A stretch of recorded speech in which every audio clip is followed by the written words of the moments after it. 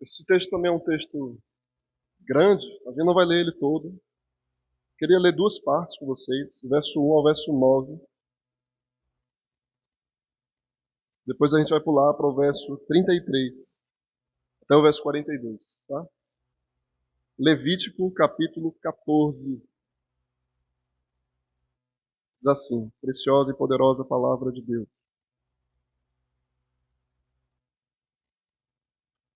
Disse o Senhor a Moisés: esta será a lei do leproso no dia da sua purificação.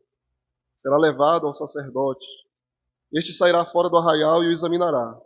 Se a praga da lepra do leproso está curada, então o sacerdote ordenará que se tomem, para aquele que se houver de purificar, 2 aves vivas e limpas, pau de cedro, estofo carmesim e sopo. Mandará também o sacerdote que se molhe uma ave num vaso de barro sobre águas correntes. Tomará a ave viva, o pau de cedro, o estofo carmesim e o sopo, e os molhará no sangue da ave que foi imolada sobre as águas correntes. E sobre aquele que há de purificar-se da lepra, aspergirá 7 vezes. Então o declarará limpo e soltará a ave viva para o campo aberto. Aquele que tem de se purificar lavará as vestes, rapará todo o seu pelo, banhar-se-á com água e será limpo. Depois entrará no arraial, porém ficará fora da sua tenda por 7 dias. Ao 7º dia rapará todo o seu pelo, a cabeça, a barba, as sobrancelhas, rapará todo o pelo, lavará as suas vestes, banhará o corpo com água e será limpo. Verso 10, irmãos. No 8º dia tomará 2 cordeiros sem defeito, uma cordeira sem defeito, de 1 ano, 3 dízimas de um efa de flor de farinha, para oferta de manjares, amassada com azeite, separadamente, um cestário de azeite. E o sacerdote que faz a purificação apresentará o homem que houver de purificar-se e essas coisas diante do Senhor. Apresentará o homem que houver de purificar-se e essas coisas diante do Senhor, à porta da tenda da congregação. Tomará um dos cordeiros e oferecerá por oferta pela culpa e o cestário de azeite. Os moverá por oferta movida perante o Senhor. Verso 33, por favor. Disse mais o Senhor a Moisés e Arão: quando entrardes na terra de Canaã, que vos darei por possessão, e eu enviar a praga da lepra a alguma casa da terra da vossa possessão, o dono da casa fará saber ao sacerdote, dizendo: parece-me que há como que praga em minha casa. O sacerdote ordenará que despejem a casa, antes que venha para examinar a praga, para que não seja contaminado tudo o que está na casa. Depois virá o sacerdote para examinar a casa. Examinará a praga. Se nas paredes da casa há manchas esverdinhadas ou avermelhadas, que parecem mais fundas que a parede, então o sacerdote sairá da casa e a cerrará por 7 dias. Ao 7º dia voltará o sacerdote e examinará. Se vir que a praga se estendeu nas paredes da casa, ele ordenará que arranquem as pedras em que estiver a praga, que as lancem fora da cidade num lugar imundo, para raspar a casa por dentro ao redor. E o pó que houver raspado lançarão fora da cidade num lugar imundo. Depois tomarão outras pedras, porão no lugar das primeiras, tomar-se-á outra argamassa e se rebocará a casa. Até aí. Vamos orar. Deus maravilhoso e Pai todo-poderoso, obrigado, Senhor, por essa semana em que Tu nos sustentou, Deus, Tu nos deu graça sobre graça. Obrigado, Senhor, porque Tu nos ajunta mais uma vez em ajuntamento solene para celebrar a Tua vitória sobre a morte, para cantar louvores a Ti, declarar as Tuas grandezas, os Teus feitos. Obrigado, Deus, pelo privilégio de termos acesso livre a Ti, com ousadia e confiança, pelo sangue do Teu Filho. Ó Deus, possamos aproveitar bem esse momento, Pai. Possamos usufruir, Pai, desfrutar daquilo que Tu nos concedeu por Tua graça. Possamos, de fato, estar na Tua presença. Reconhecer, Deus, diante de quem nós estamos, com santo temor e tremor, e fidelidade, Pai, prestar serviço a Ti. Nos nossos louvores, dos nossos lábios, com a atenção dos nossos ouvidos, do nosso coração, Pai, com toda a reverência. A gente saia daqui enriquecido pelos Teus tesouros, Pai, pelos bens do Evangelho, da Tua graça. Em nome do Teu Filho amado Jesus, Senhor, nós oramos. Amém. Irmãos, nós aprendemos que o mal no mundo, ele entrou por causa do pecado. E a gente tem tanta dúvida, né? É uma das dúvidas clássicas da filosofia, da teologia. Por que acontecem coisas ruins? Por que coisas ruins acontecem? E algumas pessoas dizem assim, por que coisas ruins acontecem com pessoas boas? Aí o pastor R.C. Sproul responde, diz, só uma pessoa boa sofreu algo ruim de fato. O nosso Senhor Jesus. Todos nós temos o que nós merecemos, né? E algo tão claro, algo tão explícito na nossa vida é que a gente é pecador, a gente é caído. E as coisas ruins que a gente faz trazem consequências para a nossa vida, mas ainda assim a gente se pergunta, por quê? Por que coisas ruins acontecem?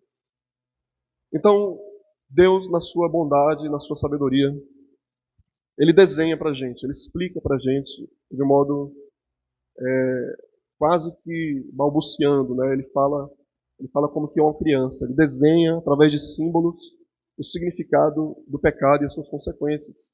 É isso que a lepra é no Antigo Testamento.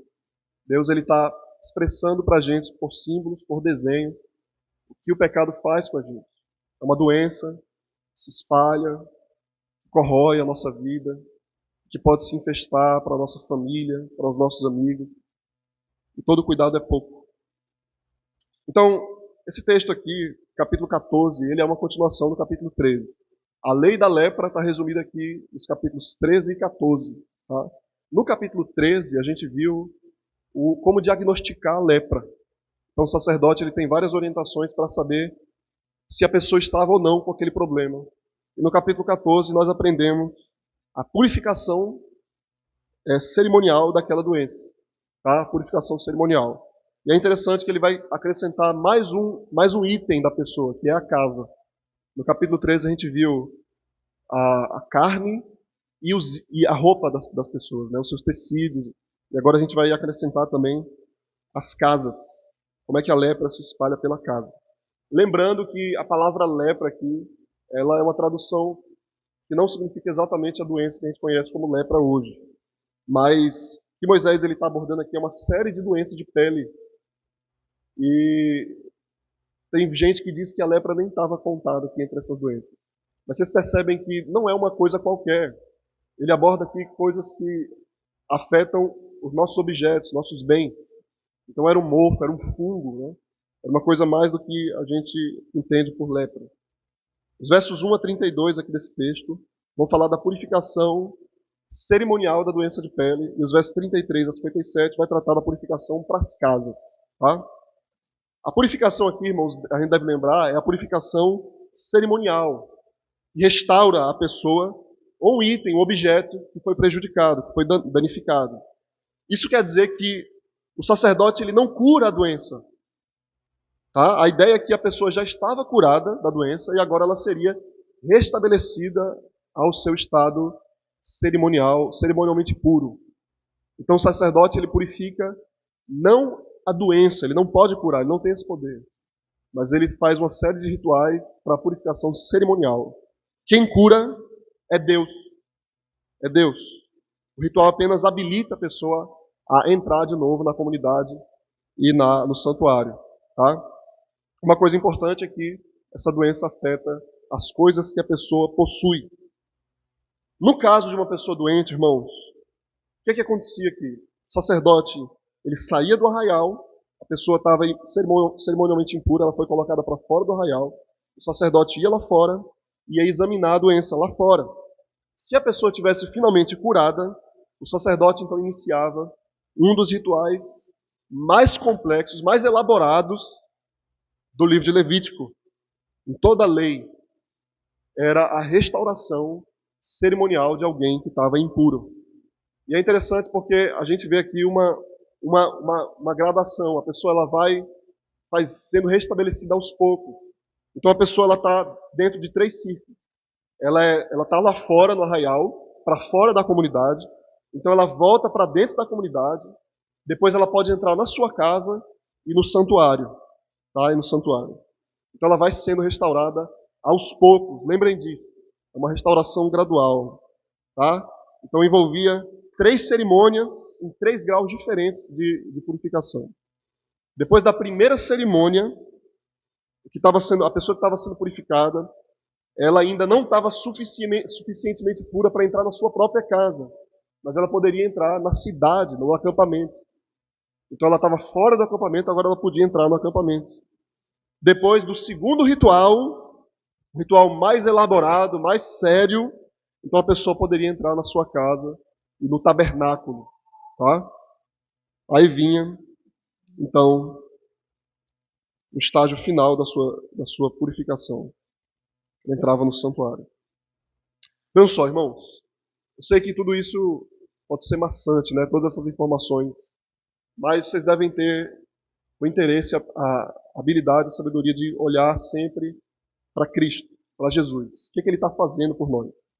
Então, a pessoa que havia sido curada da doença, ela estava agora pronta para iniciar a sua purificação ritual. O que acontecia, gente? Primeiro, o sacerdote ele ia para fora do acampamento, onde a pessoa estava morando agora, ela estava afastada de todo mundo. Ele examinava o que tinha acontecido, ela estava curada. Então ele começava a primeira cerimônia. Que cerimônia era essa? Ele pegava 2 pássaros, 2 pombinhas, pegava um fio de escarlata, que é chamado aí de estofo carmesim, era um fio, um cordão vermelho, e um pau de cedro, tá? Um pedaço de madeira. E a ideia é que ele juntava esses 3 objetos. Ele pegava o isopo, um molho de isopo. Vocês lembram que a gente canta isso? O molho de isopo. Ele amarrava no pau de cedro com o fio de escarlata, o fio vermelho. E ele usava aquilo para aspergir o sangue do pássaro na pessoa que precisava ser purificada. Ele imolava um pássaro, ele matava uma ave, e com a outra ave ele representava a ressurreição daquela primeira ave morta. Veja só, uma das aves tinha que ser morta sobre um pote de barro de água nascente. Então, havia água, ele matava a ave, ele imolava, e o sangue era misturado com água da primeira ave. Escute isso. Então, o pote, ele recolhia o sangue daquela primeira ave com água, e depois ele pegava outra ave e ele molhava a segunda ave no sangue da primeira ave e libertava a segunda ave. Ele lançava a segunda ave ao ar e ela saía livre, voando.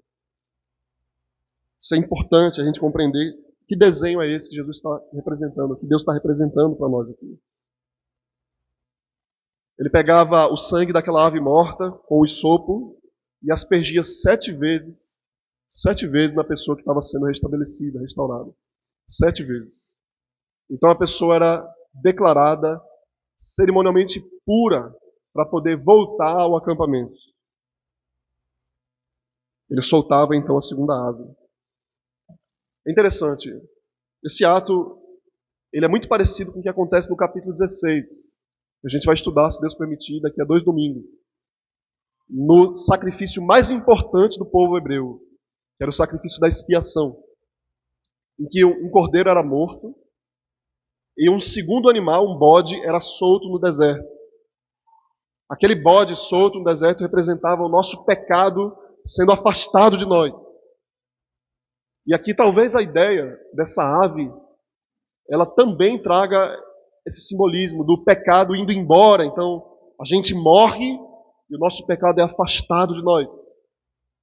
Vocês compreenderam? Na verdade, essas 2 aves representavam um só ser, um morto e um vivo.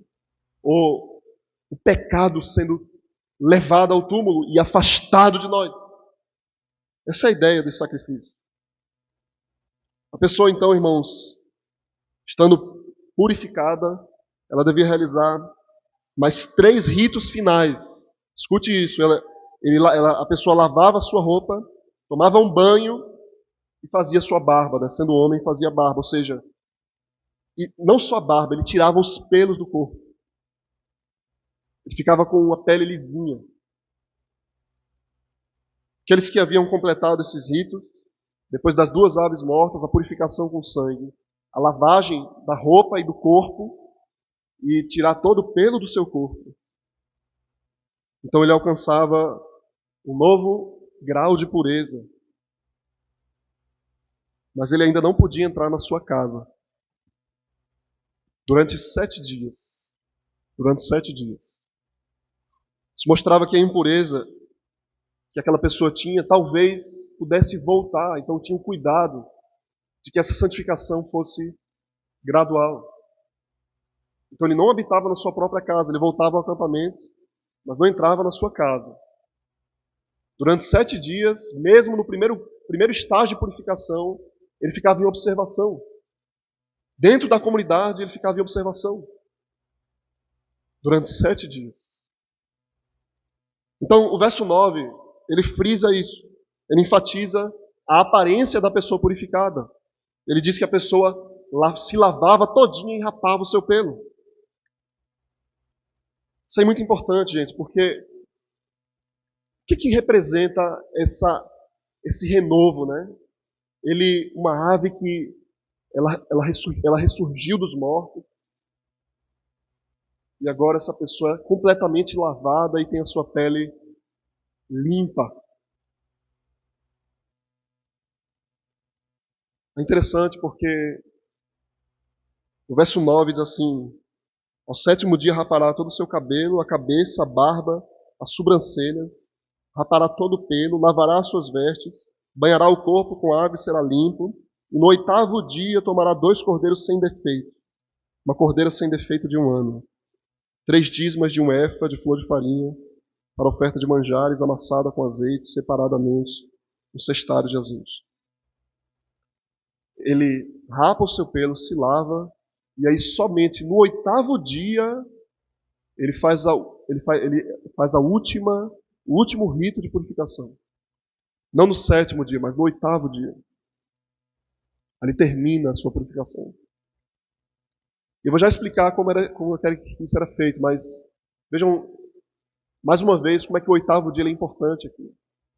Porque no 8º dia, uma criança era circuncidada. Ela era purificada. No 8º dia, alguém cerimonialmente impuro era então purificado e restaurado ao tabernáculo. Se reaproximava de Deus. Aí é interessante porque Calvino ele faz esse paralelo. Ele diz assim: como uma criança circuncidada no 8º dia. Essa pessoa ela renascia. Ela nascia de novo.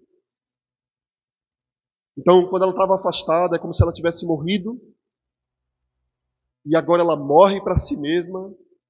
Ela morre para o seu pecado. Ela é afastada das suas transgressões. E ela retorna à vida como que nascendo de novo. Então ela vem uma pessoa, como que é a imagem de um bebê. Você imagina isso? Com a sua pele lisa, toda rapada. Coisa impressionante. Queria lembrar para vocês de um episódio. Se você abrir a sua Bíblia em 2 Reis, segundo livro de Reis, capítulo 5. Abra a sua Bíblia, por favor. 2 Reis, capítulo 5.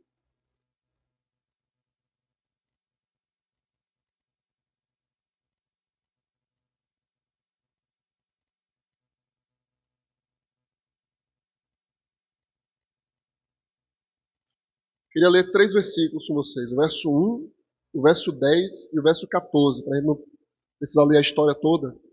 2 Reis, capítulo 5, versículo 1 diz assim: a história de Naamã.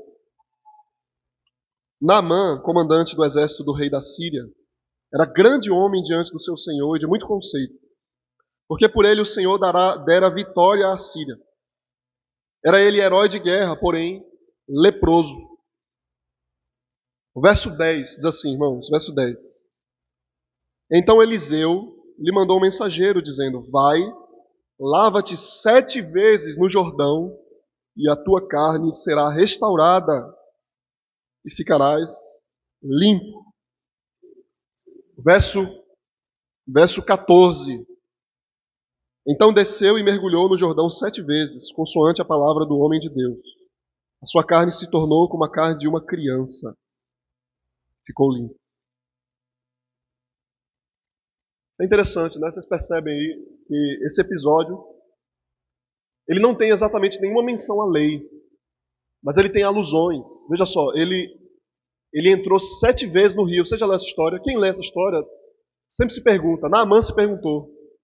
Aí não leu aqui no texto, mas tem uma parte que Naamã diz assim: para que o profeta Eliseu mandou eu entrar 7 vezes nesse rio? É tão difícil assim me purificar logo, me curar logo de uma vez. Eu tenho que ir lá entrar 7 vezes no rio. A gente lembra que na lei diz assim: o leproso ele era aspergido 7 vezes com o sangue da ave.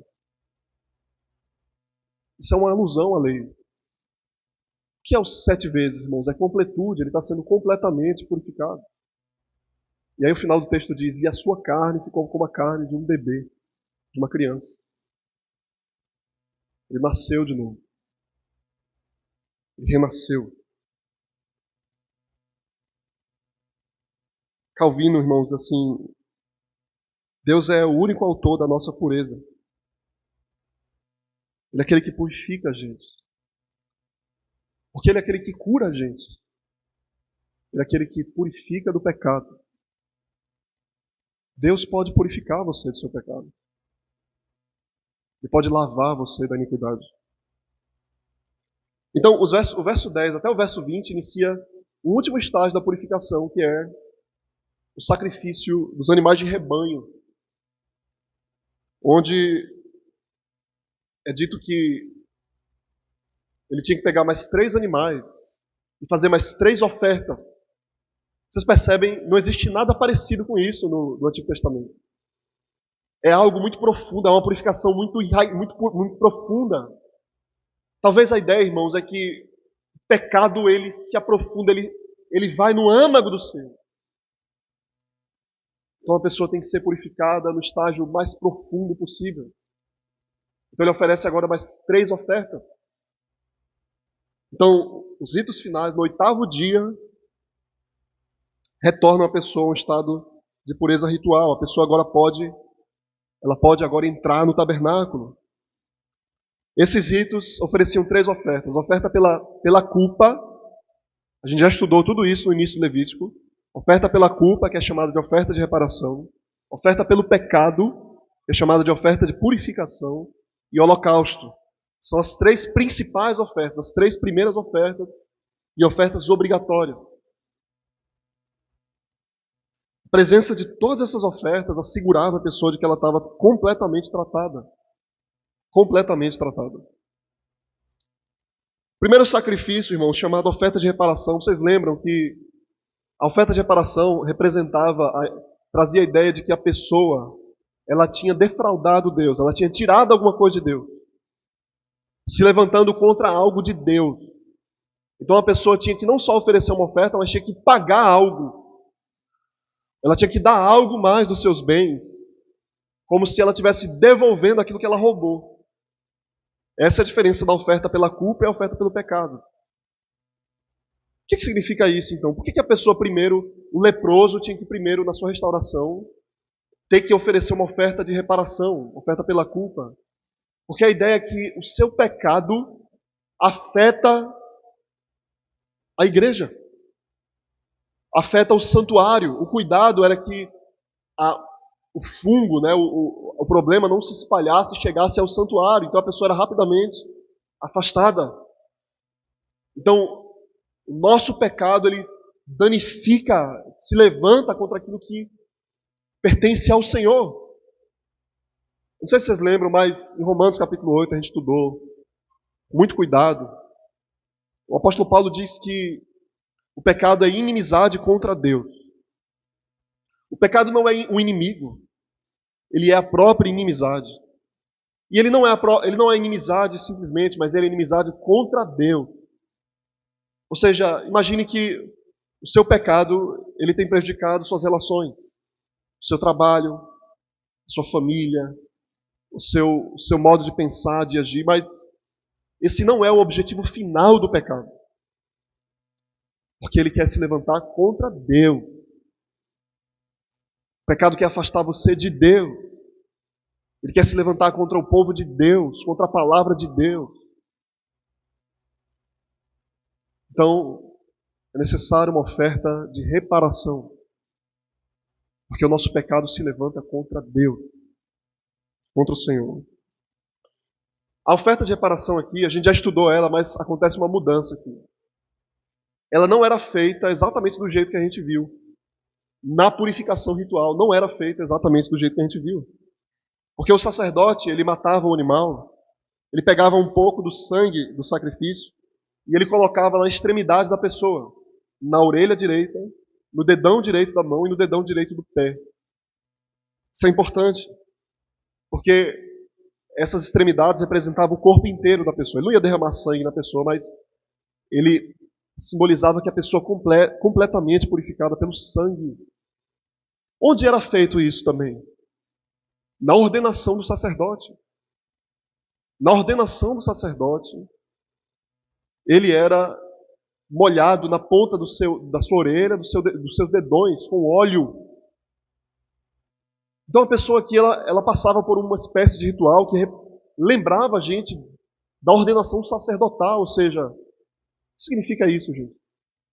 É como se ela estivesse sendo reintegrada o seu acesso a Deus. Porque só o sacerdote tem acesso a Deus. Ela estava sendo tratada como uma espécie de alguém que podia se chegar a Deus, como um sacerdote. Isso talvez represente uma alusão daquilo que a gente vai obter no Novo Testamento, na Nova Aliança. Livre acesso a Deus. Sacerdócio universal. Isso era feito na oferta de purificação, na oferta de reparação, na oferta pela culpa. Depois ainda, nessa mesma oferta, irmãos, ele pegava o óleo, ele passava o sangue com água, ou melhor, o sangue nas suas extremidades, depois ele pegava óleo, e ele aspergia óleo 7 vezes diante do Senhor, para consagrar o santuário, como se o santuário tivesse sido danificado, prejudicado pelo pecado alheio. Então ele molhava o óleo na sua mão e passava na cabeça do indivíduo. Ungia o indivíduo. Isso é extraordinário, porque só um sacerdote passava por isso. Isso deve lembrar a gente, irmãos, de que no primeiro estágio ele é purificado com sangue e água. Depois ele é purificado com sangue e óleo. São interessantes porque sangue e água são os 2 agentes purificadores que o Antigo Testamento usava para purificar a pessoa cerimonialmente. Algumas coisas só precisavam de água, outras coisas precisavam de sangue. Mas o que lembra a água e o sangue? E o que lembra o óleo da unção? É a ação de Cristo e do Espírito Santo purificando do pecado. A obra de Cristo da cruz e o lavar renovador e regenerador do Espírito Santo na vida. Isso é impressionante, isso é incrível. Jesus disse assim uma vez a um fariseu chamado Nicodemos, um mestre, que não entendeu o que Jesus estava falando. Vocês estão entendendo o que Moisés está falando aqui. Nicodemos não compreendia. Porque Jesus disse assim, para que você veja o reino, para que você entre no reino de Deus, é necessário nascer de novo. Quem não nascer da água e do Espírito, não pode ver o reino de Deus. Nicodemos disse, como assim? É possível voltar ao ventre da mãe? Jesus diz, é necessário nascer da água e do Espírito. E é muito importante, irmãos, no final do Evangelho de João, particularmente, ele registra um fato. Quando Jesus morreu na cruz, ele foi ferido por uma lança de um soldado romano, e da sua ferida saiu sangue e água.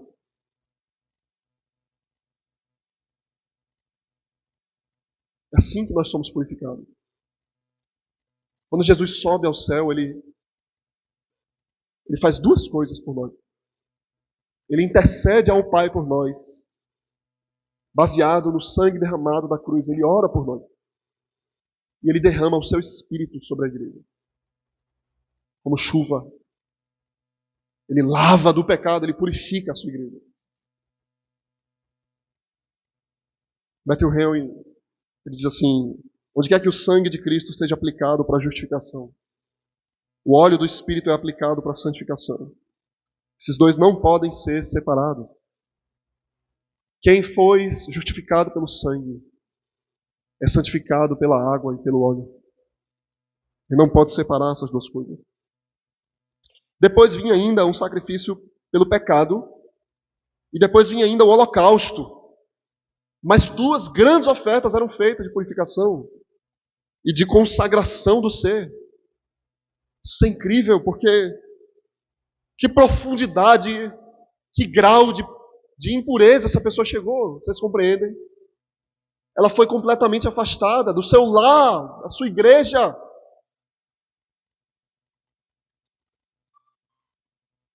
E uma coisa importante ainda é que depois, uma sessão, os versos 21 a 32, se vocês observarem aí, ele não vai ler, mas versos 21 a 32, ele trata do pobre que não pode oferecer ofertas tão caras assim. E é uma coisa que o livro de Levítico sempre observa, quando a pessoa não tem condições, Deus ele é realista, né? Ele diz assim, a pessoa não tem condições, ela pode oferecer, no lugar dos animais de rebanho, 2 aves. O que significa isso, irmãos? Além de ser a misericórdia de Deus, a sua bondade, de pensar na pessoa que não tem condições, isso é uma ênfase do Antigo Testamento, é uma ênfase dos profetas. Mas uma coisa mais importante do que isso é que o que nos separa de Deus não é o dinheiro ou a ausência do dinheiro, é o pecado. O que nos separa de Deus não é não ter condições. Eu não tenho roupa para ir cultuar a Deus, ou não tenho carro, eu não tenho condições, ou eu tenho dinheiro e as pessoas dizem que o dinheiro me separa de Deus, a riqueza me separa de Deus. Não é esse o problema é o pecado. O pecado me separa de Deus. É isso que Deus nos ensina, então.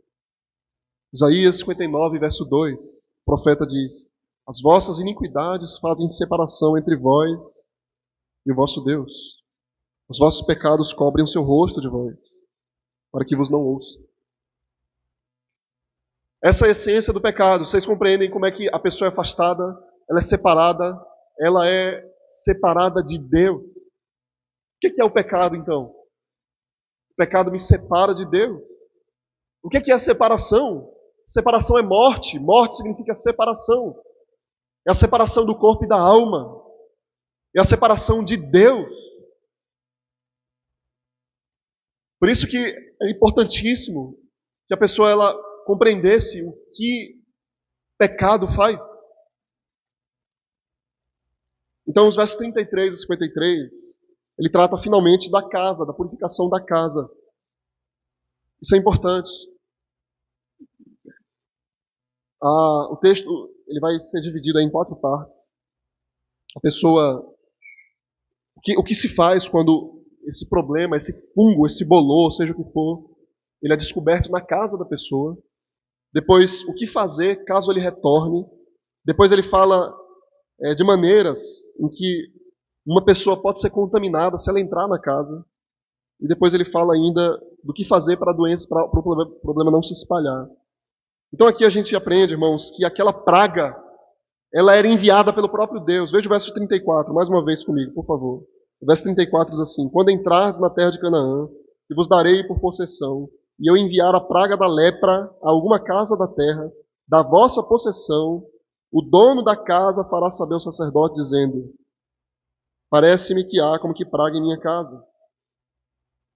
Isso pode nos fazer pensar o seguinte: primeiro, Deus, ele pune com essas pragas. Deus, ele tem um controle das pragas. O texto diz categoricamente aí. Vocês lembram, por exemplo, de Miriam, irmã de Moisés? Eu citei esse exemplo no domingo passado. Que se levantou contra Deus e Deus enviou uma lepra para Miriam. E ela teve de ser afastada do arraial. O texto não diz, né? Mas você imagina que Miriam passou por essas fases aqui de purificação. Deus mandou aquela lepra. O profeta Abacuque 3:5 diz assim, escute isso. Isso pode ser escandaloso para a igreja moderna, né? Mas o profeta diz, a Bíblia diz, adiante dele vai a peste, e a pestilência segue os seus passos. A oração, talvez, uma das orações mais lindas do Antigo Testamento, a oração de Salomão, em 2 Crônicas, capítulo 7, verso 13 e 14, que algumas pessoas sabem de cor, diz assim, se eu cerrar os céus de modo que não haja chuva, ou se ordenar os gafanhotos que consumam a terra, ou se enviar a peste entre o meu povo, se o meu povo, que se chama pelo meu nome, se humilhar e orar e me buscar, e se converter dos seus maus caminhos, então eu o ouvirei dos céus, perdoarei os seus pecados e sararei a sua terra. Se eu enviar a peste entre o meu povo.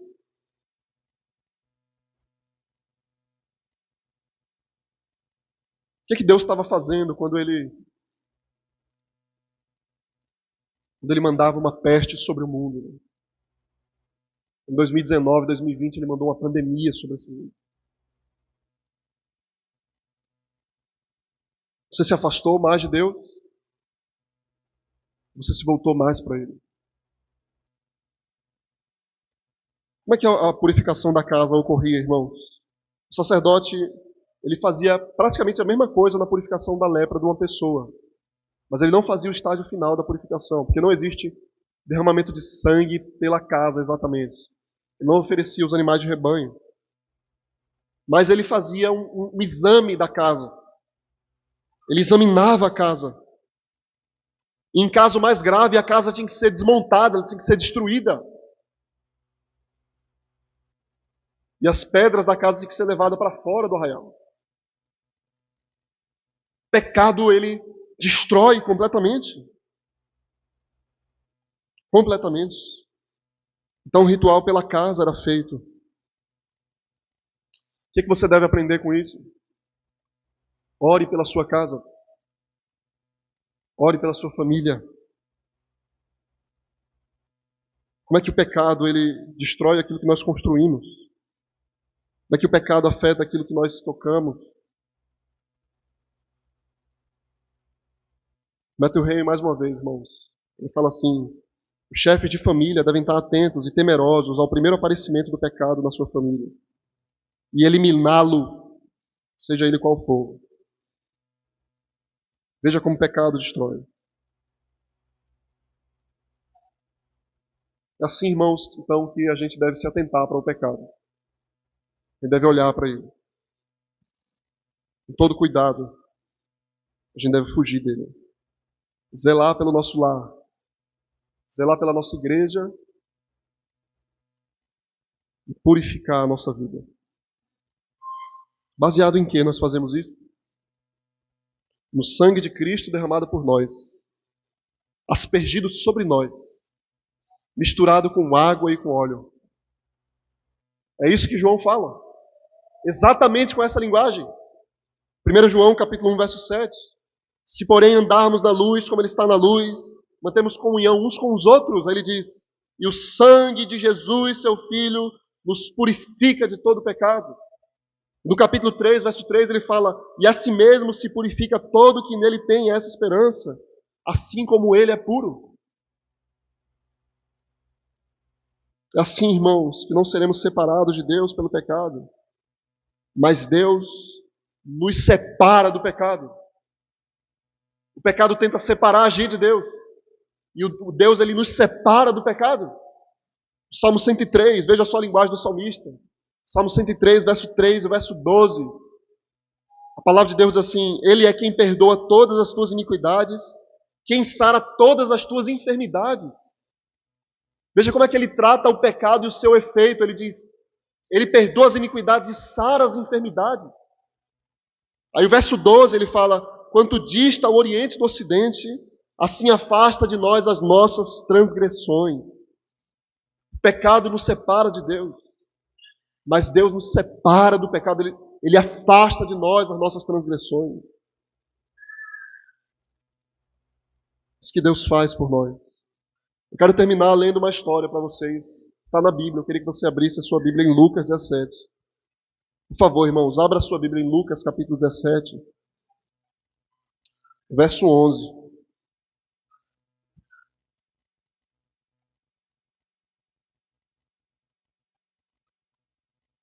Lucas 17, verso 11 diz assim.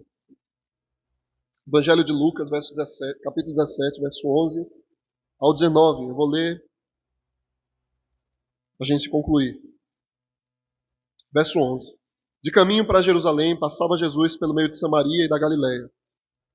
Ao entrar numa aldeia, saíram-lhe ao encontro 10 leprosos, que ficaram de longe e lhe gritaram, dizendo: Jesus, mestre, compadece-te de nós. Ao vê-los, disse-lhe Jesus: Ide, mostrai-vos aos sacerdotes. Aconteceu que, indo eles, foram purificados. Um dos 10, vendo que fora curado, voltou, dando glória a Deus em alta voz. Prostrou-se com o rosto em terra aos pés de Jesus, agradecendo-lhe. Este era samaritano. Então Jesus lhe perguntou: Não eram 10 os que foram curados? Onde estão os 9? Não houve, porventura, quem voltasse para dar glória a Deus, senão este estrangeiro? E disse-lhe: Levanta-te e vai, a tua fé te salvou. Irmãos, não se trata de lepra. Como Deus é bom para esse mundo. Como Ele cura tantas doenças.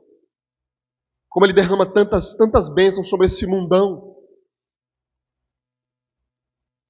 Somente aqueles que se voltam para Ele e reconhecem a sua misericórdia são aqueles que foram purificados do seu pecado. São aqueles que foram salvos. Só a igreja reconhece, só um crente reconhece que foi salvo do pecado. Terrível é quando Deus... Isso é importante. Quando Deus é bom para mim, mas não me salva, eu não sou salvo. Cada bondade testemunha contra mim.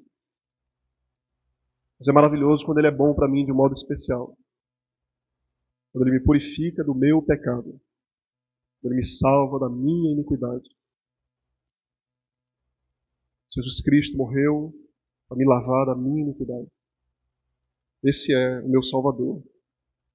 Amém. Vamos colocar de pé, vamos